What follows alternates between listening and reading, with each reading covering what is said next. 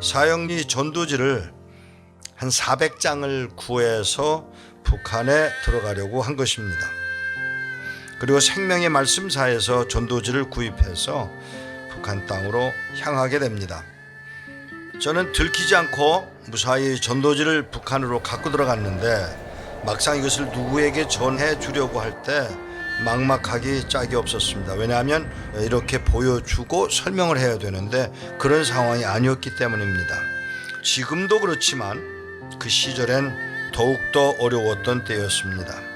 어떻게 하면 될까 고민을 하다가 뾰족한 수가 생각이 나질 않았습니다. 그리고 평양을 떠나는 날이 왔습니다.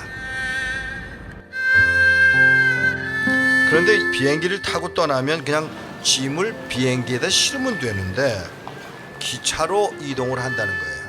마음이 두근거리게 됩니다.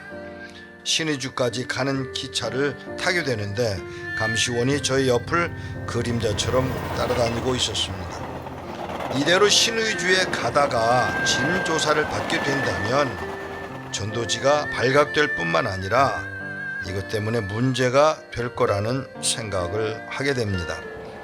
생각하다 못해 오늘 먹은 음식이 이상한 것 같아 배가 살살 아프네. 얼굴을 잔뜩 찡그리면서 감시원이 화장실에 다녀오라고 허락을 해주길 기다렸습니다. 그리고는 화장실에 들어갔다가 가서 깜짝 놀란 것은 좌변기가 아니고요, 그냥 구멍이 뻥 뚫려 있는 변소라는 사실을 발견하게 됐습니다.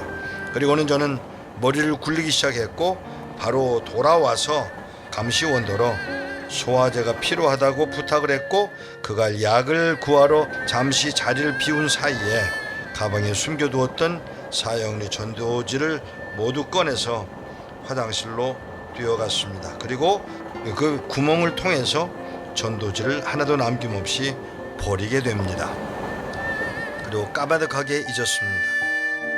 몇 년의 세월이 흘렀습니다.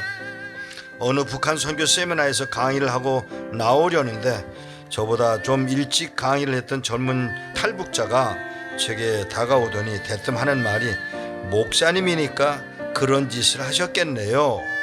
말이 좀 거칠고 나이도 어린 사람이 하는 말에 기분이 상했는데 그가 더 저를 당황시켰습니다. 왜냐하면 목사님 평양에서 기차를 타고 신의주를 해서 중국으로 가신 날이 1989년 5월 29일이죠. 내가 기차를 탄 날을 정확하게 알고 있었다라는 사실입니다. 그러니까 제가 당황해서 그걸 어떻게 알아? 한국 정부도 모르는데 이렇게 말을 하니까 그 청년이 하는 말이 저 알아요. 왜냐하면 그날 제가 기찻길 옆에서 노동을 하고 있었는데 기차가 지나가면서 뭐가 날아가더라는 것입니다. 그리고 그 청년은 기차가 다 지나간 다음에 내려가서 언덕에서 내려가서 그걸 주워서 보니까 자기가 주운 것이 똥이 묻어 있더랍니다. 그거를 주워서 풀에다가 흙에다가 닦아 버리고는 그걸 읽어보기 시작해서 그리고는 압록강으로 가서 그리고 기후를 살펴서 북한 땅을 떠납니다.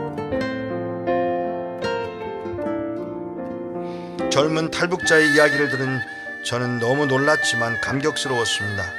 그 전도지를 읽고 탈출한 사람은 목사님이 되어 있더라는 사실입니다.